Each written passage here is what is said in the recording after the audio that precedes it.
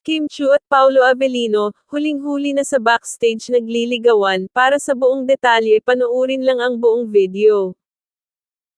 Patuloy pere na pinag-uusapan at pangunahing topic ang trending love team na sina Paolo Avellino at Kim Chiu o mas kilala sa tawag sa kanilang tambalan ngayon na Kim Pao. Marami ang nakakakita sa dalawa na sa tuwing mayroon itong mga events na pinupuntahan ay palaging naiispatan ang mga ito na palaging nagtatagoang sa backstage, naglalambangan at tila ba nagliligawan ang mga ito. Hindi naman maitatanggi ang ginagawa na ito ng dalawa, dahil mayroong mga resibo o pruweba na mga kuhang video kung saan makapagpapatunay na totoong palihim na nag-uusap ang mga ito sa likod ng entablado, na tila ba ini-enjoy nila ang moments nila habang sila ay magkasama.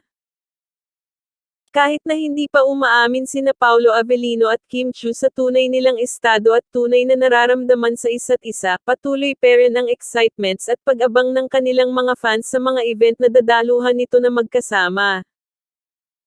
Ayon sa kanila, okay na makita ang kanilang mga idols na magkasama at sweet sa isa't isa.